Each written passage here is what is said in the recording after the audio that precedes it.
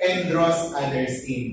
Inuulit ko, love that reaches out and draws others in. Ganito nga kayo, reaches out and draws others in.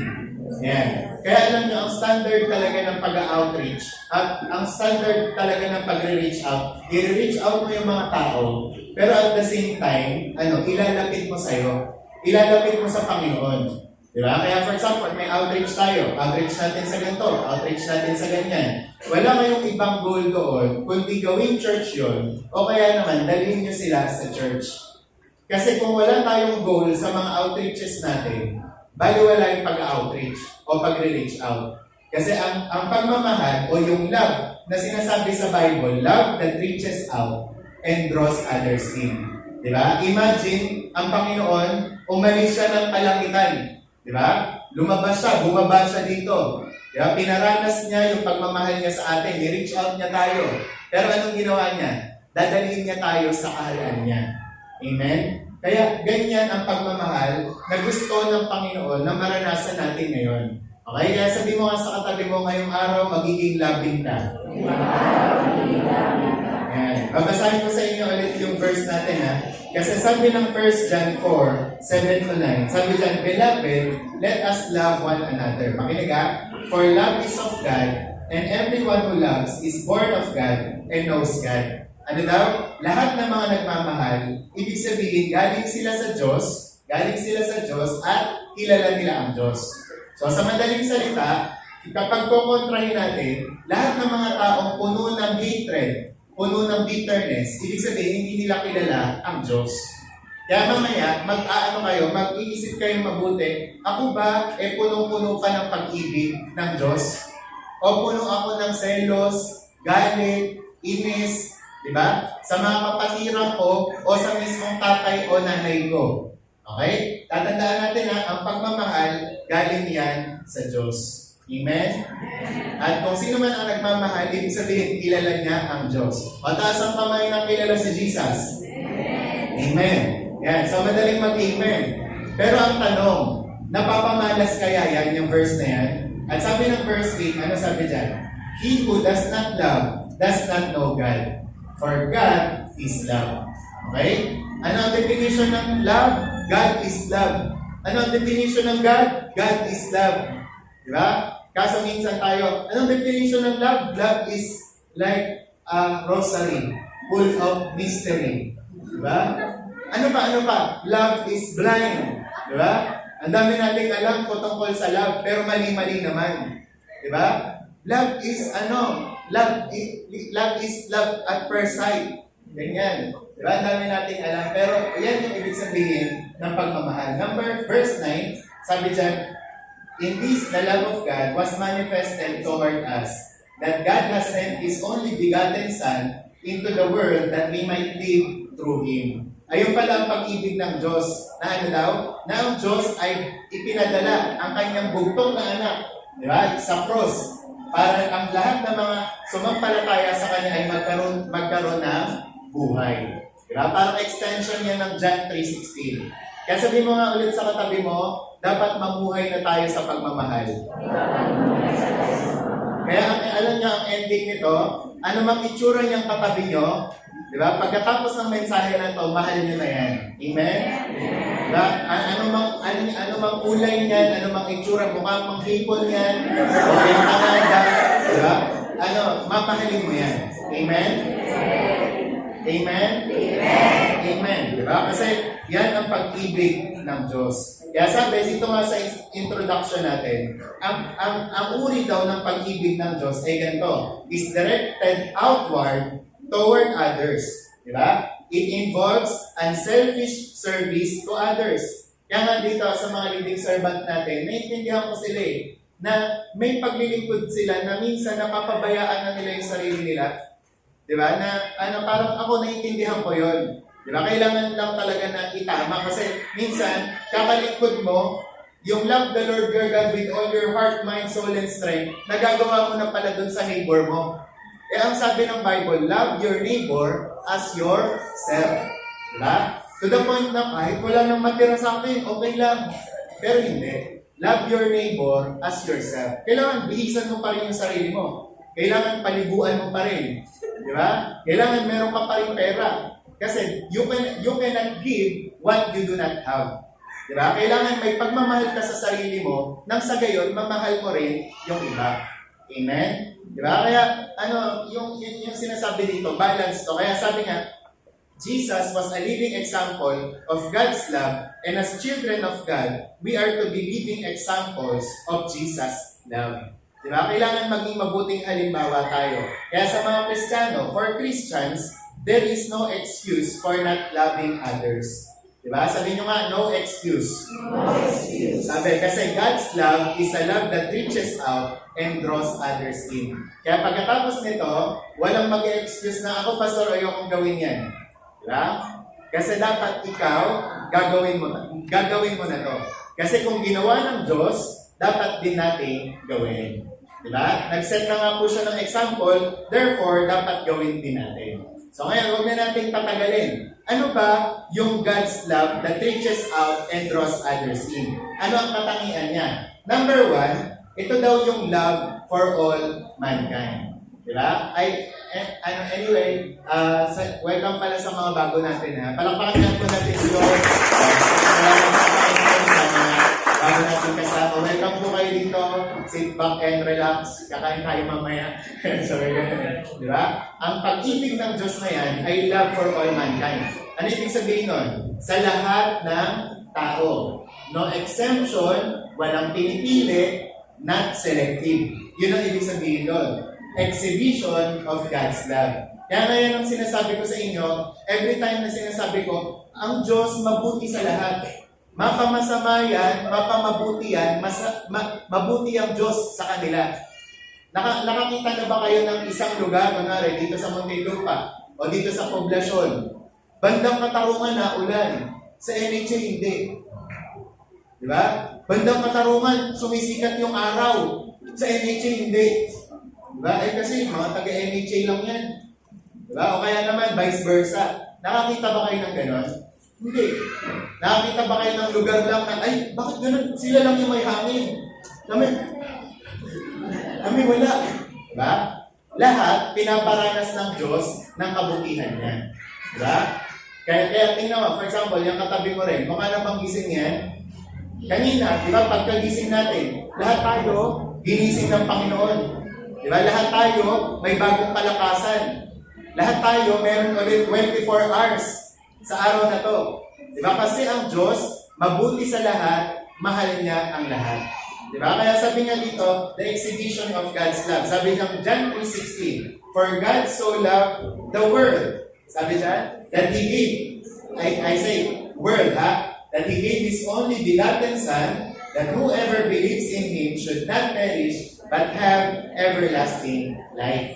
Yan. Kaya nga, yung salitang gospel, G-O-S-P-E-L, nandyan yan. Sa verse na yan, ng John 3:16. Hindi po ba malakas? Sakto lang? Di ba malakas yung echo? Okay. Okay po So, ang good news nandyan, na ang Diyos, binigay yung sariling anak niya para lahat ng manampalataya sa Kanya, hindi na mapahamak. At yung sinasabi na world dyan, lahat yan. Okay? Kaya, for example, nakakita na kayo ng mga nag-exhibition. Di ba, bumibilib kayo? Uy! Galing! Uy, galing! Di ba? Yung mga kaya, di ba, yung tamborin natin, hindi tayo na, uy, mag-exhibition naman kayo tamborin, yung mga nagbabatuhan kayo tamborin. Di ba? Para dagdag saya. Joke lang. Di ba? Kasi pag exhibition, yan yung pag sinabi exhibition, yan yung napapahanga ka. Wow! Galing! Diba? Si Papa dati kapag sumasayaw yan, nag-exhibition pa yan sa bahay. Diba? Kung ano-anong ikot ginagawa niya. Kami naman nilisa, wow, galing ni Papa! Diba? Anong nasasabi? Wow, galing! Amazing! Alam nyo, ganun din ang pag-ibig ng Diyos. Na sa sobrang galing, sa sobrang amazing, walang words ang makapag-describe sa Kanya. Diba? Kasi grabe, Lord, paano mo nagawa yun? Buong mundo minahal mo. How can it be? Diba? At ito pa, Lord, mga makasalanan to, Lord. Mahal mo pa rin sila? Lord, mga nagtotongit to, naglalasing to, nagmumura pa, mahal mo sila? Diba? At ano ang sagot ng Panginoon? Oo, mahal mo sila. Oo, namatay ako para sa kanila. Di ba? Kaya yun ang exhibition of God's love. Makikita niyan sa John 3:16. Kaya di ba, pag ikaw nagtatanong pa, may nagmamahal ba sa akin? Basahin mo yung John 3:16, masasagot yung tanong mo. Diba? Parang wala naman nagmamahal sa akin, walang nag-chat eh. Yung like ng Facebook ko, kulang, mamadpapa ko pa. Diba? Hindi, parang yung pag-ibig ng Diyos, alam nyo, hindi kagaya ng pag-ibig ng tao. Ang pag-ibig ng Diyos, grabe siya. Walang salita ang maiano sa Kanya. Diba? Ang maitumbas. Okay? At ano ang under niyan? Yung love for all mankind. Paano natin maintindihan pa yan? Ang love for all mankind, sa letter A, mababasa niyo dyan o mapapag-aralan natin yung reason of God's love. Para mas maunawaan natin, ano ba ang rason ng pag-ibig ng Diyos? Mababasa niyo yan sa Romans 5:8. Sabi dyan, but God demonstrate His own love toward us in that while we were still sinners, Christ died for us. Diba? O ano ang reason of God's love? Mahal niya tayo. Diba? Ano ang rason bakit siya namatay? Kasi dahil sa atin. Di ba? Kaya, di ba, may kantang, we are the reason that He gave His life. Di ba? Ba't kaya tayo ang rason? Kasi nagkasala ang tao. Di ba? Pag nagtanong ang mga pamangkin, ang mga bata, Tita Shay, bakit may Pasko? Wala lang. Diba? Ganun ba yun? Tita Shay, sige na. Diba? Paliwanag ni Shay. Kasi nagkasala ang tao. Kinakailangang tubusin ng Diyos ang tao, kaya bumaba siya mula sa langit, tinubos niya tayo. Amen? Yun ang reason of God's love. Tayo mismo. Diba? Kaya nga merong sinabi, diba? Kahit ikaw lang, kahit sigab lang, kahit mag-isa ka lang, ang nandito sa mundo, kung nagkasala ka, pupunta pa rin si Jesus dito para mamatay para sa'yo. Ganun kanya ang minamahal. Amen? Di ba? Na kahit iilan lang kayo sa mundo, ganun pa rin gagawin niya. Kasi baka pastor, baka masyadong marami, kaya kailangan bumaba pa ang Diyos. Hindi ganun. Kasi every one of us, mahal tayo ng Diyos. Di ba? O ngayon, ang tanong, mahal ba tayo ng Diyos equally? Kung anong pagmamahal ko sa'yo ay ng Diyos sa Kanya, ganun din ba kay Andrea? Hindi. Kasi ang pagmamahal ng Diyos, uniquely. Amen? Pag sinabing unique, iba. Iba ang pakikitungo ng Diyos kay Luke. Iba ang pakikitungo ng Diyos kay Stacy. Iba rin kay Jogbert. Iba rin kay Allen. Iba-iba sa atin. Kaya minsan may mga pagkakataon, nagkakasilipan tayo. Bakit siya ganito? Bakit siya ganyan? Bakit siya ganon? Hindi nyo alam, hindi natin kailangan magkumparahan dito. Diba? Kasi we are uniquely loved by God. Meron ako sasabihin sa inyo, especially sa mga kumikilos na. I thank the Lord sa mga, mamaya po, ka-awardan natin yung mga leading servant dahil sa mga kasipagan nila. And habang pinag-pray ko nga sila, naiyak-iyak pa ako habang pinag-pray ko sila kasi sobrang thankful talaga ako sa buhay nila. Pero alam nyo ba, when you come to the point na naglilingkod ka na sa Panginoon, ano ang danger? Sabi ni David Wilkerson, ang pwede daw maging danger dyan, lalong-lalo na sa mga leaders, magkaroon ng competitive holiness. Yung akala nyo, ma-earn nyo yung pag-ibig ng Diyos sa dami ng outreach nyo, sa dami ng iwawantuan nyo, sa dami ng ministry na papasukin nyo sa church. Pero alam nyo, I clearly say to you, wala kayong magagawa para i-earn yan. Hindi madadagdagan o hindi mababawasan ang pagmamahal ng Diyos. Wala kayong dapat patunayan. Kasi mahal kayo ng Diyos no matter what. Amen? Amen? Kaya di ba minsan may competition? Ay, ako pinakamagandang boses sa mga zombie. Kaya ko yan. Diba? Yung hallelujah to the Lamb, Kuya Mito, itaas mo pa. Key of age. Taas mo key of age. Kuya. Diba? Alam nyo, hindi nyo kailangan gawin yun. Diba? Whether si Sai, whether si Lisa, whether si Janet, ang nandito o kung sino pa man. Anumang klase ng mga boses yan. R&B man yan, classical, theatrical, diba? Mahal kayo ng Diyos. Amen? Kaya sabi mo nga sa katindi mo, God loves you uniquely. Diba? Unique. Diba? Kaya kagaya ng ano, tingin ulit kayo sa mukha ng katabi nyo. May makikita pa ba kayong kagaya niyan? Wala na. Unique yan. Diba? Kaya nga sabi, kahit daw ang pakbal, yung identical twins, diba? Kahit magkamukha nila, may pagkakaiba pa rin yan. Amen? Yung fingerprint nga nila, magkaiba eh. Diba? Yung paraan ng pagtawa, magkaiba. Okay? So, ganun. The reason of God's love ay tayo. Okay? While we were yet sinners, Christ died for us. Pangalawa, sinasabi nga dyan, the offer or gift of God's love. Ano yung offer? Ano yung regalo ng pag-ibig ng Diyos? Ito yan. Sabi, and this is love, not that we love God, but that He loved us and sent His Son to be the propitiation for our sins. Ano ang regalo ng Diyos? Ano ang offer? Ang offer niya? Siya mismo. Diba? Pagmamahal niya. Kaya ngayon, kung ganito ang offer, kung ganito ang regalo, anong gagawin natin? Tatanggapin natin. Kaya alam nyo, tama yung sinasabi ni Pastora Mary, diba? Na proper response talaga pag Christmas, ano dapat ang gawin? Samba. Worship. Diba? Hindi natin kailangan gumawa ng ganito, kundi sumamba tayo. Worship. Kasi yun ang karapat dapat sa Kanya. Ngayon, pag sinabi ng Panginoon sa'yo, I love you, diba? Anong isasagot mo? I love you din po, Lord. Diba? Kasi mahal ka ng Panginoon. Pero, tatandaan natin, may condition daw ang pagmamahal ng Diyos.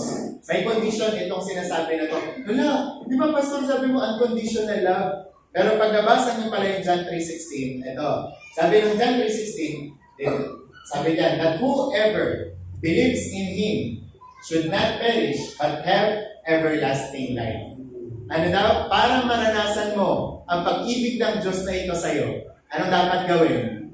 Maniwala ka. That whosoever believes. Kahit alam nyo, kahit anong lakas ng boses ko, kahit sumigaw pa ako dito, sasabihin ko, mahal kayo ng Diyos! Pero hindi kayo maniniwala, baliwala. Diba? Mahal kayo ng Diyos! Tapos wala lang, baliwala. Kaya nga mga tumatanggap talaga ng pag-ibig ng Diyos na totoo, sila talaga yung totoo na nababago. Amen? Mahal pala ako ng Diyos. Diba? Mahal pala ako ng Diyos. Yung mga na itatapon nila yung kasalanan nila. Diba? Dahil sa pagmamahal ng Diyos, sila yung mga taong nababago. Amen? Even for example, sa kasalanan ko, halimbawa sa kasalanan, sino dito hirap na hirap, di ba, labanan ng kasalanan? Okay? Alam ko, walang aamin. Di ba? Bakit? Paano lalabanan yan?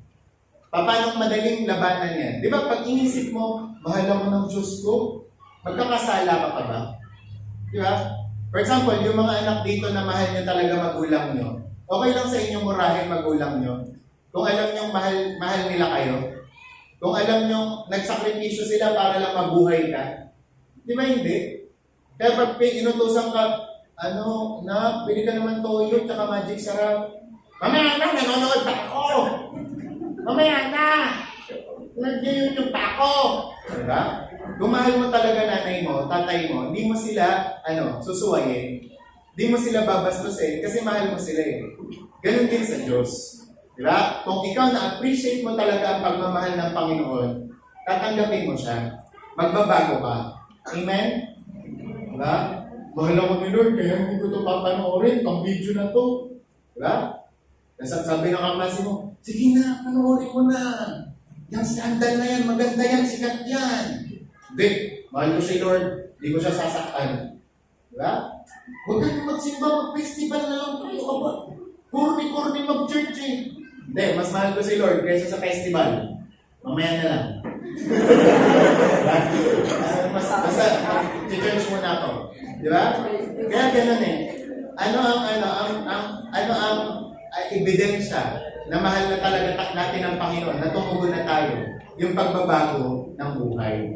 Diba? Kaya malalaman mo, napupunta sa langit yung katabi mo kapag nagbago na yan.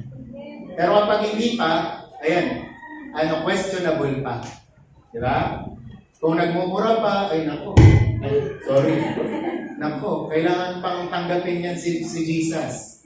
Kung palaaway pa, kung mahilig pang malabunot, diba? Kailangan pang tanggapin yan si Jesus. Amen? So, ayan ang pag-ibig ng Diyos. Love for all mankind. Okay? So, ngayon, ang tanong, selective ba ang pagmamahal ng Diyos? May pinipili ba? Diba?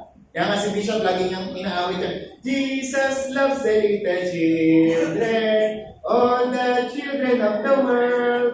Red and yellow, black and white, they are precious in His sight. Jesus loves the little children of the world. Oh. Mukhang hindi nyo naintindihan kasi English. Tagalogin natin. Ang lahat ng mga bata, iniibig ni Jesus. Mapula o maputi, madilaw o itim. Diba? Ang lahat ay iniibig ni Jesus. Diba? Maputi ka man, madilaw ka man, diba? Maitim ka man, mahal ka ng Diyos. Amen? Afrikano ka man, galing ka man sa Abu Dhabi o kung saan, mahal ka ng Diyos. Amen? Amen. Diba? May nipil ka man o absent na, mahal ka ng Diyos. Okay? Ang ilong mo man ay dapa o matangkad, mahal ka ng Diyos. Okay? Kasi that is the love for all mankind. Kaya sabi mo nga, walang pinipili ang pag-ibig ng Diyos. Kaya di ba minsan, sa mga kabataan natin, di ba, sasabi ko, uy, dali mo yung tatay mo. Ano naisip? Paano pastor ko dadalhin yung tatay ko sa church? Eh, nasa hero yun. Di ba? Minsan may ganun tayo kaisipan. Ay, tita, dali mo naman yung asawa mo sa church. Ay, naku, pastor, panay tongkit lang alam nun. Ba't ko dadalhin sa church yun? Di ba? Nagiging judgmental na tayo. Inuhusgahan, ay nako, pastor, huwag ka na umasang magbabago kayo. Pero alam nyo, ang pag-ibig ng Diyos, nagbabago siya ng tao. Amen? Amen? Sa mga kapatiran po natin dito, ang dami nang nagbago. Diba? Ang dami ng mga umiwan sa mga kasalanan at mga karumal-dumal na bisyo. Diba? Kaya kung nagawa ng Diyos sa kanila, gagawin din ng Diyos sa inyo. Amen? Amen? Amen? At yun nga po, diba, makasalanan ka pa, namatay na si Jesus sa'yo. Okay? So, yun ang paglilinaw doon. Ano pa? Ano pa yung pagklase ng pag-ibig na meron ito? Sabi, this is the kind of extraordinary love God has for us. The kind of love that prompted Jesus to come to earth to search for lost people and save them. Kaya sabi nga, if you feel far from God, sa lahat ng mga nararamdaman na malayo sila sa Diyos, ito ang word ng Panginoon sa inyo. Don't despair, He is searching for you. Amen?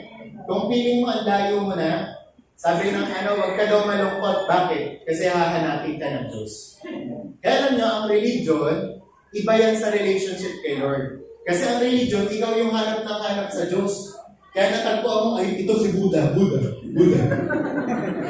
Ay, ito si ala. Kasi religion is searching for God. Seeking God. Diba? Ay, ito. Iglesia. Diba? Kung saan ka. Pero ang relationship, si Jesus yung pumunta dito sa earth, tapos hinanap ka, niligtas ka. Amen? Kaya di ba hindi natin sinasabi, uy, sali ka dito sa religion namin kasi hindi ito religion. Ito ay relationship natin sa Panginoon. Amen? Amen? Amen? He is searching for you. Kaya, for example, may mga pagkakataon man na feeling mo, ang dami mo ng kasalanan. Si Lord bahala dyan. Lapit ka lang. Di ba? Ang pagkakamali natin minsan, Pastor, yung ang dami ko ng kasalanan. Di ba? Yun ang pagkakamali mo, yung layo ka pa ng layo. Pero dapat, lumapit ka lang ng lumapit. Siya bahala sa'yo. Amen? Okay. So, yan yung love for all mankind. Ano naman yung pangalawa? Love in all measure. Kung yung isa, exhibition, ito naman, exemplification of God's love. Mababasa niyo yan sa Ephesians 3:17-19. Buklatin natin yan. Ano sabi dyan? Sabi, that Christ, ay, sorry. Tama ba? Ayan, that Christ may dwell in your hearts through faith, that you being rooted and grounded in love, 18. Sige ba? Next one. Yan. May be able to comprehend with all the saints what is the width and length and depth and height, to know the love of Christ which passes knowledge, that you may be filled with all the fullness of God. Yan, di ba minsan, kinakanta lang natin yon. The love of Jesus, sweet and marvelous, the love of Jesus, sweet, higher, than the sky, deeper than the ocean, wider than the universe. Oh, wonderful love, di ba? Higher than the sky, deeper than the ocean, wider than the universe. Yan ang pagmamahal ng Panginoon sa atin. Exemplification. So, ano ibig sabihin yan? Letter A, sabi dyan, it is long. It is long. Sabi, the length of God's love. Mababasa niya sa Jeremiah 31:3. Pastor, mahaba ang pagmamahal ng Diyos sa akin. Opo. Kasi bakit? Sabi dyan, the Lord has appeared of old to me, saying, yes, I have loved you with an everlasting love. Sabi nyo nga, everlasting. Everlasting. Walang hanggan. Walang hanggan. Pag sinabing walang hanggan, walang katapusan yan. Yan, di ba, ang example ni Bishop dito sa mag-asawa, bakit daw bilog ang korte ng singsing? Kasi, no beginning, no ending. Tuloy-tuloy. Mahal lang kita kapag binayaran mo utang ko. Mahal lang kita kapag binila mo ko ng appliances. Diba? Pag hindi na, ay wala na. Pero ang everlasting love ng Panginoon, ibig sabihin niyan, hindi natatapos. Lord, nagkasala ako kahapon. Nagkasala na naman ako ngayon. Wala na ba? Wala na bang awa? Diba? Pero ang sabi dyan, I have loved you with an everlasting love. Kaya nga meron dito, notation. Ano ko ito, nakita ko ito. Makinig kayo Sabi, love at first sight is easy to understand. Diba? Easy to understand daw yung love at first sight. Pero ito, it's when two people have been looking at each other for years that it becomes a miracle. Diba? Parang gano'n, parang sa sinabi natin dito, na pag love at first sight daw, ang dali maintindihan yan Diba? Kasi, sabi nga ni Pastor Man, hindi daw love yun last daw yun Kasi, mahal ko na ata siya, tinamaan ako. Ganda niya Mukha siyang si Liza Liza Sigera. Diba? Ganun mo nga. Kaya mahal ko na ata siya. Naintindihan mo yun Pwede pa nga, masabi doon, baby, puppy love pala, baby love. Puppy love, di ba? O kaya yung infatuation.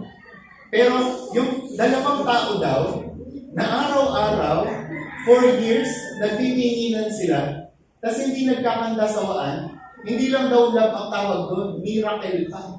Di ba? So alam nyo, ganun din ang pag-ibig ng Diyos. Para na siyang miracle. Bakit? Kasi dahil sobrang haba niya, pagmula nung time ni Adan, hanggang sa time natin ngayon, sino pinakabata ng Kids Church na dyan? Mahal ng Diyos. Naintindihan? Pagmula kay Abraham, hanggang sa kaapu-apuhan ni Mira, pag naging lola na siya, mahal ng Diyos yun. Di ba? Kaya kahit sila, pwede nilang ipahayag yung pag-ibig ng Diyos kasi ang haba ng pagmamahal ng Panginoon. Sunod naman, it is long. Sunod, it is deep.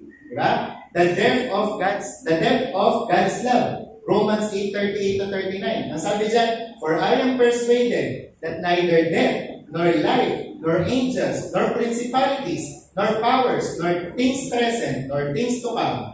Next, nor height, nor depth, nor any other created thing shall be able to separate us from the love of God which is in Christ Jesus our Lord. Sa madaling salita, lahat ng nabanggit kanina, walang makakapaghiwalay sa inyo sa pag-ibig ng Diyos.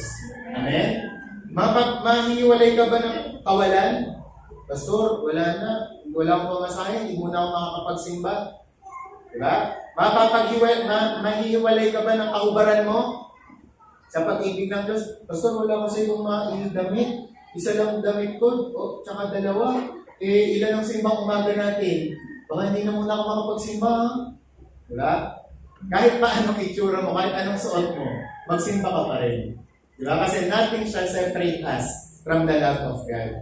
Diba? Kaya sabi ni Richard Halverson, alam niya sinabi niya, makinig kayo ha, there is nothing you can do to make God love you more.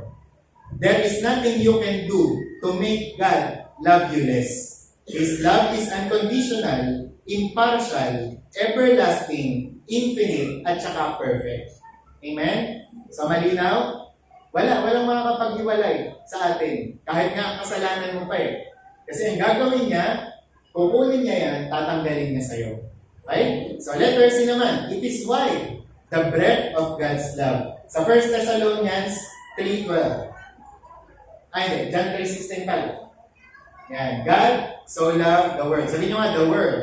The world. Bakit siya why? Kasi buong mundo nga, nadamay. Eh di pastor, hindi lang pala tayo mga Pilipino ang mahal ng Diyos. Oo. Mahal din ng Diyos ang mga taga-Australiano, ang mga taga-Australia, taga-Canada, Canada. Mahal ng Diyos lahat ng yan. Kaya diba, sa bawat, diba, nung nakaraan merong pinapanood si JM na Shen Shen, Shen Shen Shen, Shen Shen Shen, ano yan? Yung pala, how great is our God na Koreano. Natindihan mo yan? Parang gano'n. Tapos biglang magta-translate, how great is our God. Diba? May mga gano'n eh. Tapos yung victory, may ginawa sila na matchless. And Shen Shen Shen Shen, unto our God. Diba? Eyo, eyo, eyo, ha. Eyo, eyo. Tapos maya-maya nagtagalog na. Wala kang katulad, O Diyos. Wala kang diba? Lahat ng diba? Lahat ng tribo nagsasaysay ng pagmamahal ng Diyos. Diba? Kaya every tongue, every tribe, every people, every land. Diba? Kahit pa tribo ng makabuhay yan, tribo ng magdaong yan. Diba? Kilala ng Diyos yan, mahal ng Diyos yan. Mahal ka. Tribo ng NHA. Mahal ng Diyos tayo. Okay? Sa mga taga-bayan, Green Heights, mahal tayo ng Diyos. Amen? It is why. Okay? Pang-apat, it is high. The height of God's love. 1 John 3, 1-2. Sabi dyan, ng 1 John 3, 1-2, behold, what manner of love the Father has bestowed on us, that we should be called the children of God. Tapos sa verse 2, pang sabi dyan? Meron? Sabi dyan, for us, Psalm 103 verse 11, for as high as the heavens are above the earth, so great is love for those who fear Him. Okay, may tanong ako, sabi dyan, for as high as the heavens. Ano pagkakabasa niya dito? Heaven o heavens? Heavens. Yeah, heavens. Ibig sabihin ng heavens na yan, hindi yan yung langit na nakikita nyo pag tumingin kayo sa langit. Ibig sabihin yung heavens na yan, kahit kalawakan, damay dyan. Okay, ang sabi ng verse dito, for high as the heavens are above the earth, so great is His love for those who fear Him. Okay, ang tanong ko sa inyo, may nakasukat na ng kalawakan? Wala pa. May nakarating na sa dulo ng kalawakan? Wala pa. Bakit? Kasi pag narating na nila yon, wala. Bago pa man sila makarating doon, patay na sila. Kasi di ba, kailangan nilang mag-travel light years away from the earth. Di ba? Kaya for example, pupunta ka ngayon sa Mars, di ba? Ang tagal ng mo. Baka ka na, lolo ka na. Di ba? Bago ka bumalik. Di ba? So ganun. Pero ang sinasabi dyan, ganun din ang pag-ibig ng Diyos sa atin. Walang katapusan. Diba? Hindi pwedeng sukatin. Kaya it is high. Amen? Yan, mataas. Kaysa bundok yung sabi dyan, diba? Pero dito, heavens. Okay? Kaya alam nyo, ito, meron tayong kwento dito. Dun sa England nga, merong taga-protecta na ang pangalan ay si Oliver Cromwell. Okay? Si Oliver Cromwell, meron siyang sinintensyahan na sundalo. Tapos ang sundalo na ito ay dapat patayin dun sa oras na itinakda nila. Pero alam nyo ba, nung ina-expect na nilang mamatay o bibitayin na yung soldier na yon, yung kampana hindi tumunog. Kasi inaantay nila yung kampana na tumunog para patayin na nila itong soldier na to. Nagkita niya sila, ilang minuto lang, hindi pa rin tumutunog. Pag-akyat nung isang tauhan ni Cromwell, dun sa pinakamataas na bahagi ng building nila, nakita nila yung fiancé nung sundalo na yon, nakalambitin sa bell. Tapos sugat-sugat na yung kamay niya, di ba? Para lang hindi tumunog yung kampana para mamatay yung soldier na yon. Nung makita ni Cromwell kung ano yung nangyari, na umakyat yung fiancé nung sundalo na yon, alam niyo sinabi niya ni Cromwell, hindi na mamamatay itong fiancé mo dahil sa sakripisyo mo. Di ba? Grabe yung pagmamahal niya, no? Na kahit to the point na, inisip ko ngayon, paano niya kayang kinontrol yun eh. Di ba? Tapos pagkakita nila, sugat-sugat yung kamay. Alam nyo, kung gano'n, na-amaze na kayo, mas nakaka-amaze yung ginawa ni Jesus sa atin. Di ba? Na Diyos na siya, pero binigay niya yung sarili niya para sa atin. Amen? Di ba? Binusta siya, dinuraan, pinahirapan, para lang masabi sa atin, mahal ko kayo. Okay? So gano'n, love with all measure. And last na lang, ito nga, love with extra mile. Sabi nyo nga, extension. Kanina, exhibition. Yung kanina naman, exemplification. Ito naman, extension of God's love. Sino na nakakita ng extension? Extension wire. Diba? Wala ba nakakita ng extension wire? Lahat naman tayo. Saan ginagamit ang extension wire? Kapag hindi na abot ng wire, yung default wire, yung pinaka-outlet. Okay? Kailangan mo na ng extension. Alam niyo, ang pag-ibig ng Diyos, may extension din daw.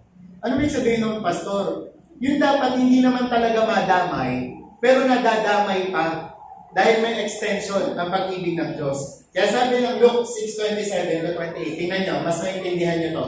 Ano ang extension ng God's love? Sabi, but I say to you who hear, love your enemies, do good to those who hate you, bless those who curse you, pray for those who spitefully use you.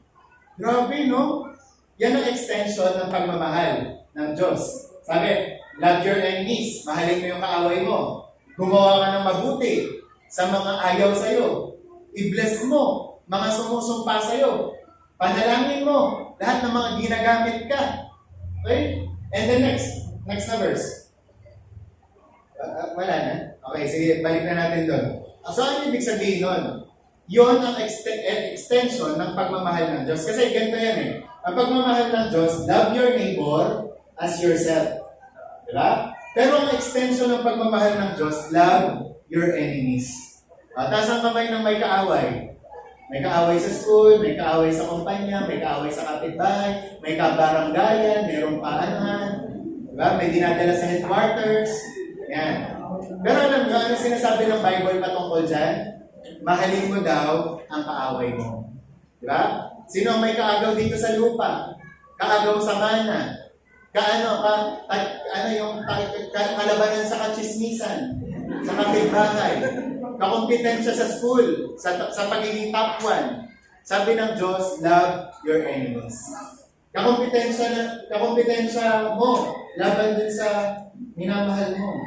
Diba? Sabi ng Bible, love your enemies. Okay? Kaya sabi nga dito, ano ibig sabihin nun? Ano ibig sabihin ng love your enemies? Letter A, ang dapat daw natin gawin, render good for evil. Pastor, paano natin mamahalin yung kaaway natin? Ano? Sabi dyan, render good for evil. Masama na yung ginagawa sa'yo, pero gawan mo pa rin ang mabuhay. Okay? Nakikinig pa ba? Masama na yung ginagawa sa'yo, pero gawan mo pa rin ang mabuti. Ano ibig sabihin nito? Sa Romans 12:21, they are the people who mistreat you. Sabi dyan, do not be overcome by evil, but overcome evil with good. Yan. Ano? Paano daw mag-love your enemies? Render good for evil. Right? Hindi ka binigyan. Nung birthday niya, nabigay ng handa sa mga kapitbahay. Hoy, Aling Nena, Aling Mercy, Aling Glenda, bangga nyo, andun ka, hindi ka binigyan. Kaya di ba, sa birthday din ng anak mo, ganun din gagawin mo. Aling Nena, Ma'am Tony, Aling Glenda. Ganon. Ganon ba dapat? Kung sabi, render good or evil. Diba? Hindi ka binigyan, mas bigyan mo. Puto, tayo mo. Shanghai mo, magpakalunod kay Shanghai. Pero hindi ganun, hindi ganun. Diba? Bigyan mo lang.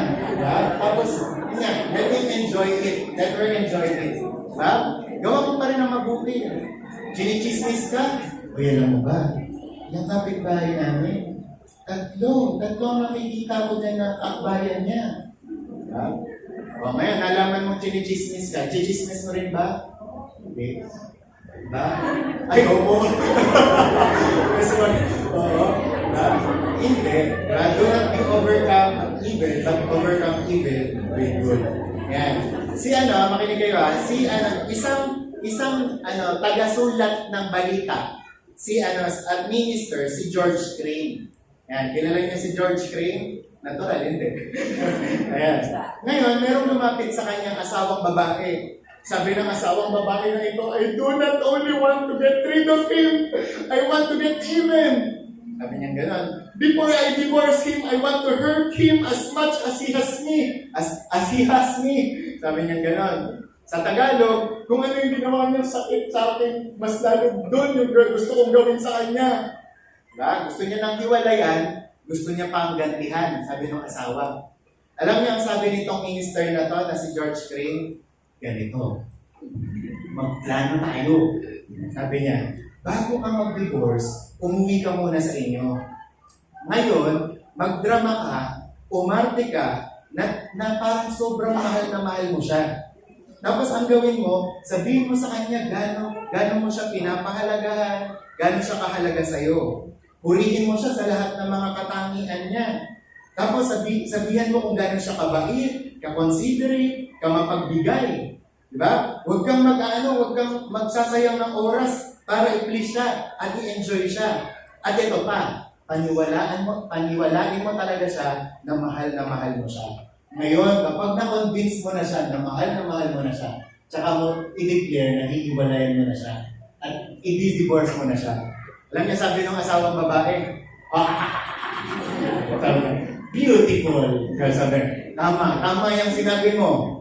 Dok, tama yan. Kaya umuwi itong babae, umarte. Talaga na parang mahal na mahal niya yung asawa niya, ginawa niya na mabuti, pinagtimpla niya ang kape, pinagdaan niya na pagkain, talagang binihisan niya, asawa ko, ganyan, talagang ganon. Pero alam niyo ba, after 2 months, tumawag itong si Mr. Crane dun sa asawang babae na yun na gustong mag-divorce. Hello? Is this Mrs. Chen Chen Chen? Yes po, speaking. Kakamustahin ko lang po, di ba po magpapail po kayo ng divorce? Gusto niya po mag-divorce? Ay, divorce. Hindi na ako mag-iwalay sa asawa ko, mahal na mahal ko siya. Di ba? Ano ang lesson doon? Habang ginagawa ng asawang babae, yung pagmamahal doon sa asawa, natutunan niya pala na mahalin. She found out later on na grabe, hindi ko pala kayang makipag-iwalay. Mahal ko pala itong asawa ko. Di ba? Kaya ano ang lesson doon? Alam nyo, motion resulted in emotion. Makinig kayo huwag niyong palagpasin itong quotation na to. Motion resulted in emotion. Ano ibig sabihin nun? Kung ano ang pinakita mong ugali sa isang tao, ganun ang babalik sa'yo. Kung ano ang ipakita mong ugali sa tao, ganun ang magiging emosyon mo. Kaya alam nyo, pag sinasabi nyo, I love you, alam mo, magugulat ka sa sarili mo, nagiging loving ka na. Pero pag sinanay mo sa sarili mo, I hate you, I dislike you, hindi kita gusto. Di ba? Kahit kailan, pagsamahin ang balat ng hindi kita magugustuhan. Yun ang magiging magiging ugali, magiging outcome. Kasi yun ang pinractice mo eh. Okay? So ano ibig sabihin? Ang love, napapractice pala siya. Amen? Ang love, hindi siya feeling lang. Kundi ang love, will siya. Amen? Kaya diba pag uwi niyo sa bahay mamaya, alam niyo na gagawin. Diba? Sabi ni Pastor, love your neighbor, tsaka love your enemies. Hindi mo kailangang maramdaman, kailangan mo lang gawin. Okay? Kaya diba, sabi ko nga sa inyo, bakit kaya may mga naghihiwalay? boyfriend, girlfriend, mag-asawa. Kasi hinahayaan eh. Hinahayaan nila. Pero kung kahit may isa lang na lumaban, ilalaban ko to, mahal kita, liligawan kita ulit. Diba? Ito, so ko ulit. Diba? Ganyan. Alam nyo, hindi maano yun. Hindi matatapos lang yun. Diba? Kaya alam nyo, sabihin nyo sa katabi nyo, huwag kang mapagod magmahal. Di ba, pag sinabi mo lagi, pag confession mo lagi, ayoko sa tao, ayoko sa mga tao, ganun ang mangyayari. Pero kapag ang confession mo, mahal ko sila, mahal ko kayong lahat, I love you guys, di ba? Yun ang mangyayari sa'yo. Magiging loving ka. Okay? Kaya sabi nga dito, practice love. Napapag-aralan ang pagmamahal. Okay? Okay? So, render good for evil. Meron lang akong makwento ha. Sa mga nanood ng Korean novela, medyo na-disgrasya ko lang na panoorin to. Yung pinaka-summary lang. Pero matagal na to. Na-curious lang ako dun sa kwento. Naalala niyo yung Endless Love? Yung tungkol kay Shirley, tsaka kay ano ba yun? Jenny. Sino talaga ang anak ng mayaman? Si Shirley. Sino ang anak ng mahirap? Parang marak-lara kasi ang kwento nila. Napagpalit sila. Ngayon, si Shirley, namuhay siya dun sa mahirap na nanay niya, na ang nanay niya ay talakera. Ngayon, naging teenager itong si Shirley, talakera din siya. Tapos, lagi niyang nilalaban ng nanay niya. Si Jenny, na anak naman talaga ng mahirap na babae, lumaki siya dun sa magulang na talagang mabait, kung kumilos talagang mayaman na mayaman. Kaya nung naging teenager na si Jenny, ganun din ang kilos niya. Tapos sa dulo nga, nagpalit na sila, kailangan niya nang umuwi dun sa original na nanay, nananatili pa rin na ganun yung ugali niya. Hanggang dumating nga yung time na yung masungit na nanay, minahal na siya dahil sa kabaitan niya. O ngayon, ano ang nakita kong lesson doon? Kung ano yung pinifeed mo sa tao, kung ano yung ipinapakain mo sa kanya, magiging ganun siya later on. Diba? That's why merong mga tao kayo na hindi makasundo. Kasi yun ang ginagawa mo sa kanila. You hate them. You dislike them.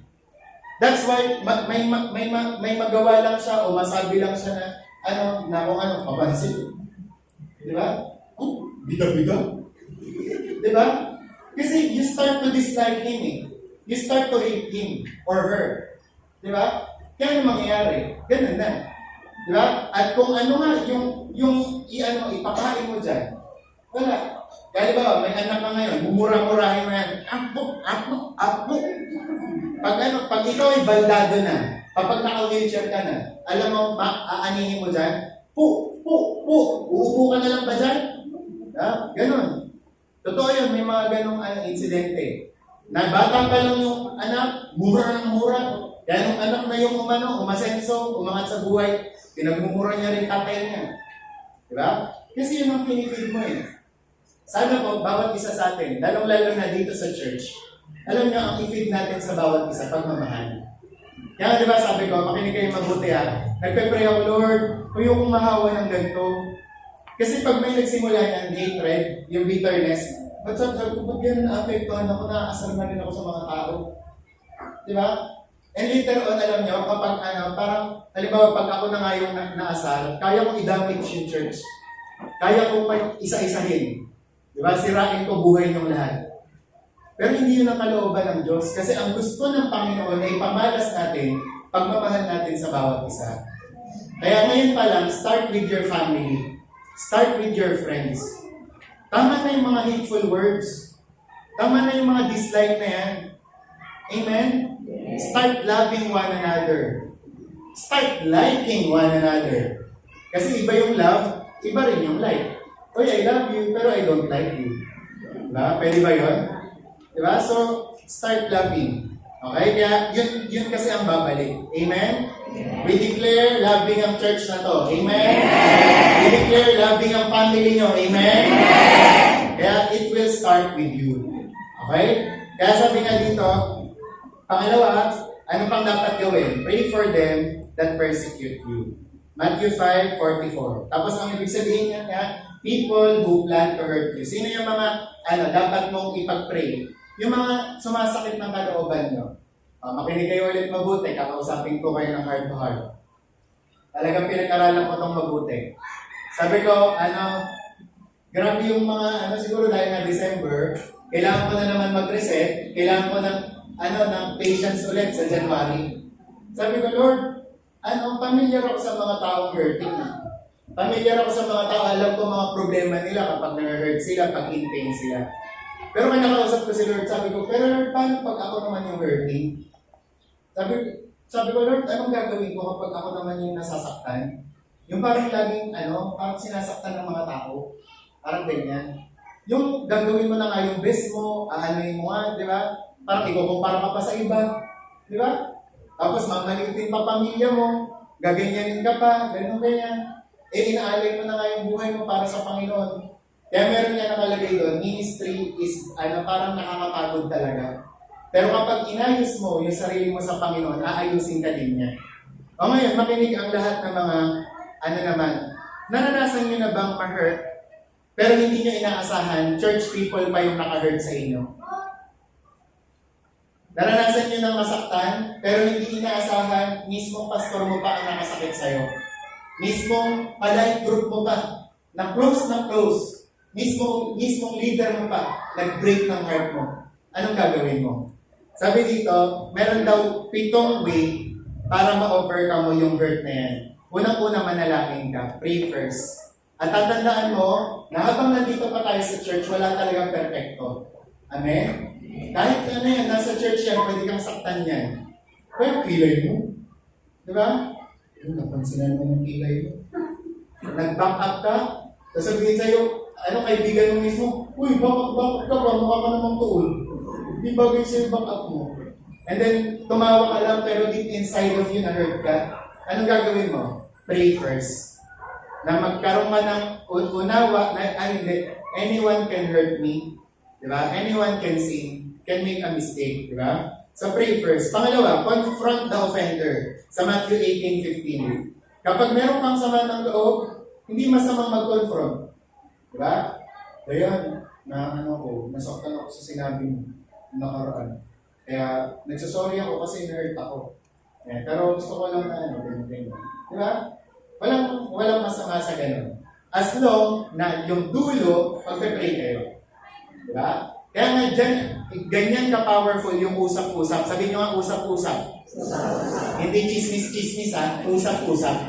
Okay? Pag-usapan natin, ano ba ang mali? Pag-usapan naman natin, bakit hindi tayo sabay-sabay sa tambourine? Diba? Bakit ikaw pag ganun pa, ako pag ganun ako? Diba? May sama ka ba ng loob sa akin? Ganyan. Pag-usapan naman natin, bakit po ako iniiwasan? Tagal mo, diba? Ganon. And then magugulat ka sa i-open niya. Kasi hindi ka naman pala approachable eh. Ay, ganun ba? Sorry. Diba? Kasi lalapitan ka naman talaga namin. Nakabusangot yung mukha mo. Yung uso mo, hanggang tiles na. Diba? Ganon. Hanggang mapag-usapan, ay, ganun ba? Sige, lagi na. Diba? Ganon. Para ma-work out. Okay? Tapos pangatlo, forgive. Matthew 6:15. Forgive. Diba? Wala kang dapat na gawin kundi patawarin. For example, sa lahat ng may asawa dito at sa mga gustong mag-asawa. Kayo, pag pumasok na kayo sa relasyon, wala nang atrasan yan. Hindi yung wala na tayo, ganyan pa pala, lakas na kutot mo. Diba? Lakas na nga, bago ba? Diba? Alam mo, hindi nyo yun matatanggal. Pero, yung kasalanan niya, yung mali niya, hindi niya matatanggal yun. Pero, it can be forgiven. Amen? Diba? At laging tatandaan, ilang beses dapat magpatawad? 70 times 7. 490. Eternal, walang katapusan. Diba? Kaya halimbawa, nagkasala siya sa'yo ng Monday. Tuesday, patawarin mo pa rin. Wednesday, ganun din. Okay? Madaling sabihin, no? Pero minsan, nahihirapan tayo. And next naman, napag-usapan natin. Noong nakaraan napansin ko, kinagat ako ng lamok doon sa, dito sa paa ko. Sabi ko, buti, ang tagal na ito. Huwag mo lang palang pagpakasin na ito. Pero nung bata ako, mga 10 years old, alam mo pag kinagat ako ng lamok, 1 week lang, wala na, ang flawless ko naman. Diba? Wow, ang clean-clean ko na ulit. Diba? Parang ang bilis maghilom. Napansin ko, madadagdagan edad ko, ang tagal maghilom. Naisip ko bigla, ganun ba pag tumatanda? Yung mas nakakatanda ng offense, nakakatanda ng galit, nakakatanda ng kasalanan. Di ba? Kaya minsan ang usapin ng mga magulang, di ba, ng mga matatanda, tinabong niya ang mata ko. Magmula nang namatay si nanay, wala na. Diba, gano'n na. Kahit magpantay pa ako sa buhay, hindi ko mapapatawad ang kapatid ko. Tapos kapatid ang pinapag-usapan. Pero tingnan niyo yung mga bata sa labas. Tapos maya-maya, ano na makikita niyo? Laro ulit tayo. Diba? Ang bilis. Diba? Pansin niyo, nagtampuhan niya si Ezra. Tsaka si Stacy. Kasi anak niya, si Ma'am si Sia. Diba? Maya-maya, magkalaro na ulit yan. Ganun kabilis. Diba? Ba't kaya hindi natin i-apply? Minsan kasi masyado na umaano ko, yun na yung enrich ko, dumadami ang kalaman, kaya ano nangyayari? Yung pagpapatawad, nalilimutan na. Basic lang pala, forgiveness lang, okay na. Okay? O ganun. Tapos sunod naman, find a faithful partner. Yung magpe-pray sa'yo, pero hindi nagchichismis. Ito ang correction dyan. Minsan, pag may sama ng loob tayo, ano ginagawa natin? Uy, alam mo ba? Si David, tinanong ko. Huwag ko na siyang bati Huwag ko siyang huwag libre. Diba? Imbis na magpa-pray, ano nangyayari? Humahanap ng kakampi. Uy, kampihan. Alam mo yan, napakaroon talaga niya. Kaya magugulat ka, isa lang naman yung kaaway niya, after 2 weeks, 5 na. Diba? Bakit? Kakasabi ng kakasabi. Faithful partner, yan yung magpe-pray sa'yo. Ano ka ba? Magpatawad na. Hindi mo na lang bago pa Hindi mo na lang ang tanda pa Ang tanda na Diba? Hindi mo na lang bata pa mature pa. Diba ganon? Ganon ang faithful partner. Hindi yung pampalin mo. Diba? Mag-post ka sa Facebook. Post mo yung ano niya. Waki niya. Diba? So ganon. And then pang-5, resolve your own past. Ano ibig sabihin nun? Ito naman, titignan mo yung sarili mo. Baka ikaw din, may na-hurt ka din.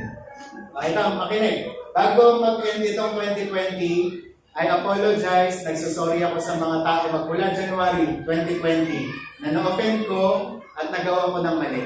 Okay? Minsan sa inyo, hindi nyo na lang sinasabi sa akin kasi pastor ako, baka bengayin ko kayo sa preaching. Pero nagsusorry ako sa inyo, taon-taon. I apologize kung meron man akong pagkukulang, kung meron akong mga hindi na bisita, hindi ako na-appreciate, di ba? Pinutusan ko pero biglang nalimutan ko mag-thank you, sorry, di ba? Tao lang din po. Amen? Mapapatawad niyo ba ako? Mapapatawad niyo ba kami? Di ba? So, ganun. Kayo, tanungin niyo ako.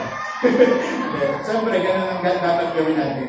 Pang-anim, commit always to act in love. Kailangan magmahal ka pa rin. Pag-desisyonan mo, ay magmamahal pa rin ako. And then pang-7, last na lang, repeat the process. O, nasaktan ka na ulit, repeat the process. Ganun ulit. Reset. Diba? Kaya ngayon, January 2021, magre-reset tayo. Lahat ng mga sama ng loob mo, tanggalin mo ulit. Diba? Kaya tingnan nyo, pag sa mag-asawa, i-apply nyo yan.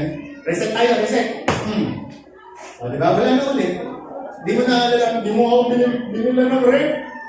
30 years na tayo, wala yung rep natin. Sigidad na yung ng anak natin. Diba? Di mo ako binila ng ganito, ganyan, kahit panty ko. Diba? Mga ganyan. Eh kung kada taon, i-reset natin yan. Reset. Parang wala kang alam na kasalanan niya. Alam niyo, tatagal lang pagsasama niyo. Amen?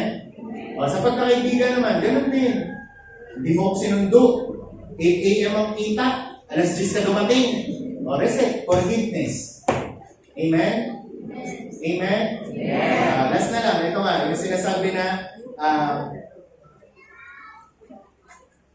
kaya nga sabi dito sa quotation natin, nakita ko to sa Our Daily Bread. Sabi, when love prevails among believers, especially in times of strong disagreement, it presents to the world an indisputable mark of a true follower of Jesus Christ. Pagpasensya nyo na ako, nag-extend ako ng konti.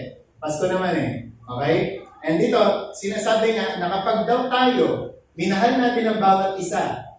So, di ba? Sa kabila ng mga disagreement natin, doon daw mas makikita ng mga tao, mga Christian to, mga disciple to. Di ba? Tapos nung nagre-research nga ako, kailangan daw pala talaga natin tanggapin, may mga disagreement tayo. Di ba? May mga kailangan tayong tanggapin na may pagkakaiba-iba tayo. Okay? Pero kailangan tanggapin natin at ang isa't isa. Mahalin natin at magpakunawaan tayo. Amen? Amen? And then letter C naman, last na lang to, bless them that curse you. Okay? Pagpalain mo pa rin. Ay, mukha kang ano? Ay, ikaw, mukha kang mabait. Diba? God bless. Puto. God bless sa'yo. Ganyan. Okay? Yan naman, sino daw ang i-bless mo? People who dislike you. Yung ayaw mo nga. Okay? Kaya nga sabi ni C.S. Lewis sa Mere Christianity, do not waste your time bothering whether you love your neighbor, act as if you did. Diba? Huwag mo nang isipin, mahal ko ba yung kapatiran ko? Gawin mo na agad. As soon as we do this, we find one of the great secrets. When you are behaving as if you love someone, you presently come to love him. If you injure someone you dislike, you will find yourself disliking him more. At sabi, if you do him a good turn, you will find yourself disliking him less. Okay? Kasi na dito, ang kahit kailan hindi pa nagpa-prayer partner, try nyo kaya next Sunday o kaya sa mga susunod na panahon, hindi mo pa nakaka-partner. Yung feeling mo hindi mo swak na ugali, i-prayer partner mo kaya. Diba? Kasi tayo, ang dali lang sa atin mahalin ng kagaya natin. Mahilig ka sa pink, tayo, prayer partner tayo. Mahilig ka sa Barbie, ay ako din. Sabihin ni Alfred, mahilig ka sa Barbie. Ako din. Tara. Diba? So tayo ang mag-prayer partner. Pero ano kaya kung iba naman? Diba? Kasi sabi daw, kapag minahal mo yung dislike mo, magugulat ka, yung dislike mo sa kanya, nagiging less and less. Okay pala to. Ayos pala rin to. So, din pala kami, magugulat ka, may pagkakasunduan pala kayo. Amen?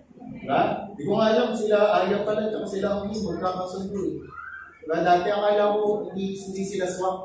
Kasi baka isipin niya, huwag na tayo magsama, parehas tayo ano. Parehas, malalaman tayo. Diba? Akala ko gano'n eh. Pero hindi, biglang, ay, swak pala tayo. Ganon. May mga kaya kailangan i-practice nyo na. Kaya minsan, sabi ko rin sa mga parents, ay hindi pala, sasabihin ko pa lang, mga magulang, maging friendly na kayo ha. Kasi hindi nyo alam, baka swak pala kayo ni Mrs. Ganyan, ni Aling ganito. Diba? Kaya try natin. Okay? So sabi nga, agape draws its meaning directly from the revelation of God in Christ. Sabi, ang love daw na ito is not a form of natural affection.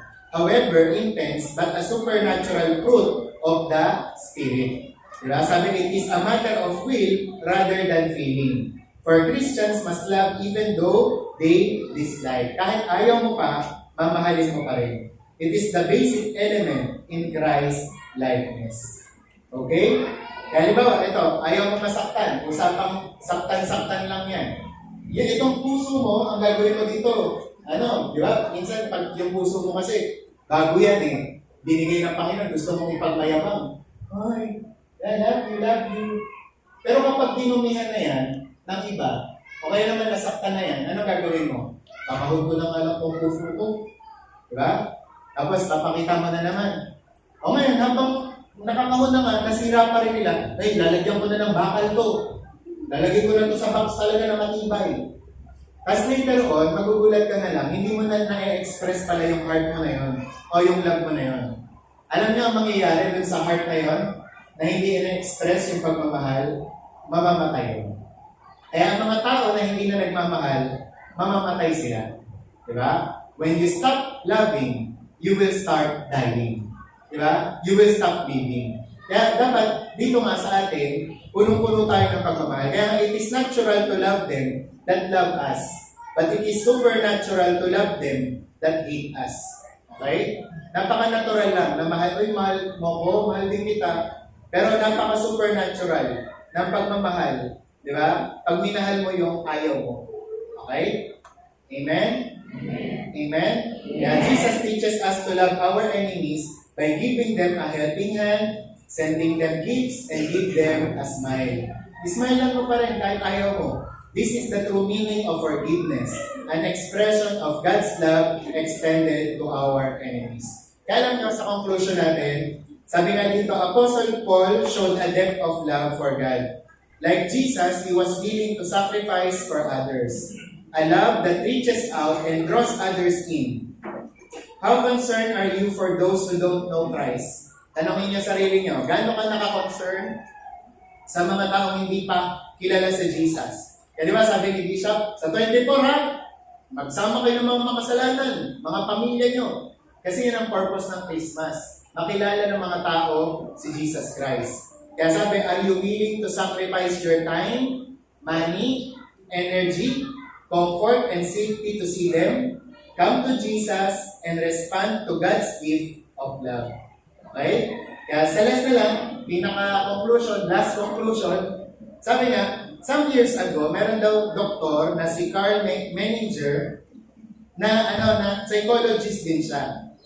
At ngayon, nag-isip siya ng solusyon para mapadali ang paggaling ng mga pasyente nila sa ospital. Isang araw, tinawag niya yung mga clinical staff niya. At ngayon, nag-meeting sila, at sinabi niya sa mga sa mga staff niya, mga clinical staff or mga nurses niya. Sabi niya, magmula ngayon, may natutunan kasi ako, sabi ng doktor, magmula ngayon, sa bawat mga pasyente natin, magbibuild tayo ng atmosphere of creative love. Magbibuild tayo ng attitude love sa kanila. Yung mga pasyente natin ngayon, wala tayong gagawin sa kanila kundi bigyan ng ng kailangan nila at pakitaan natin sila ng mabuti. At sabi, iwasan natin, sabi ng doktor sa mga nurses niya, iwasan natin yung mga unloving attitudes were to be displayed in the presence of the patients. Huwag kayong magmumurahan, huwag kayong magsabi ng masasama. Sabi, and all the nurses and doctors were to go about their work in and out of the various room with a loving attitude. Kapag may doktor na naka-assign dito, dapat loving siya. At alam niyo ang nangyari? At the end of 6 months, dun sa ospital na yon, the time spent by patients in the institution or sa ospital was cut in half. Okay? So, naintindihan? Yung pasyente na dapat, di ba? Isang buwan siya na mananatili sa ospital. Nandito lahat na lang, naging 15 days na lang. Ano daw ang naging nun? Ano ang na-discover nila? The more na minamahal mo yung pasyente, pinapakita mo sa kanyang may halaga ka, kailangan mong gumaling, kailangan ka ng pamilya mo, mas lalo silang gumagaling. Amen? Alam niyo, ang panawagan ng Panginoon sa atin dito as a church, Christmas naman pagbigyan na natin si Lord. Nawa, yung attitude, tsaka atmosphere of love, mapamalas natin sa bawat isa. Again kahit mahirap man, di ba? Gagawin mo pa rin. Hindi natin kailangan ng mga lollipop dito, na kagaya ng ginawa nila Sai. Although napaka-helpful talaga nun. Pero di ba, it can start with you. Di ba? Kahit wala tayong iabot, pero you make up your mind ngayon, na magmula ngayon, dito sa church na to, yung mga tao mamahalin ko lang. Kahit anong gawin nila sa akin, kahit hindi pa nila maabot standard ko, kahit hindi pa nila hindi pa nila magaya kung ano yung naranasan ko, mamahalin ko pa rin sila. Amen? Especially sa mga matatanda, I plead before you. Ang daming mga bago po natin na dapat i-cater ngayon. Ang minsan nagiging danger natin, kailangan maranasan mo yung naranasan ko. Yan ang prinsipyo mo. Diba? Kailangan kung 5 hours kami sa mission house, dati kung mag-pray, kailangan kayong mga sasama sa akin, 5 hours din kayong manalangin. E paano kung hindi namin? Will you stop loving them? Will you stop being patient with them? Hihinto ka ba? Hindi. Kasi kapag huminto ka, tapos na ang lahat. Diba? Kagaya nito, pag sisimulan ko kay Rachel, mamahalin ko siya. Ano man ang mangyari? Ngayon, ipapasa ni Rachel yan. Diba? Sa kapatid nila yan. Yung kapatid ni Dayan, ganoon din sa atin niya. Hanggang sa makarating sa bawat isa sa atin. Ngayon, kung makatanggap ka ng pag-ibig ng Diyos, please, I plead before you, huwag mong putulin. Huwag mong i-share. Ay, huwag mong ipagdamot. Amen? Yan nga, for example, sa mga inaalagaan ko, sabi ko, ganyan ko kayo inalagaan. Alam nyo kung gaano ko kayo inalagaan. Alam nyo kung gaano ko kayo effortan. It is time para i-spread nyo rin yan sa iba. And gusto ko ngayong Pasko, pamasko na natin sa Panginoon yung itigil na natin ang mga division. Hindi porke hindi mo ka-life group, hindi ka na magiging mabait sa Kanya. Hindi porke hindi mo ka-edad, ayaw mo na sa Kanya. Hindi porke hindi mo ka-barangay o hindi mo ka-lugar, diba? Hindi mo na siya gagawa ng mabuti. Start loving people. And it all will come back to you. Diba? Pag nag-stop na tayo, mag-stop na rin yan. Kaya let the love flow. Let the love flow. Let the love flow. Amen? Start with you. Kasi nakita natin yan. Wala na, there's no explanation na. Diba? Wala na, tapos ng explanation. Diyan pa lang makikita niya na mahal tayo ng Diyos eh. Pero how about loving one another? How about loving your enemies? Diba? At ngayon naman sa mga, sa mga bahay natin, na meron kayong kagalit pa, kapatid nyo man, kapitbahay nyo, ano kaya kung gawin nyo ng mabuti? Amen? Sa katrabaho nyo na lagi kang ini-ismed, ismailan mo kayo. Sa kaklase mo na lagi ka na lang kinokompetensya, tulungan mo kaya. Diba? Sa kapatid mo, lagi ka na lang nilalamangan ng pansit canton, diba? Ibigay mo kaya lahat sa kanya. At tingnan mo kung ano yung babalik. Amen?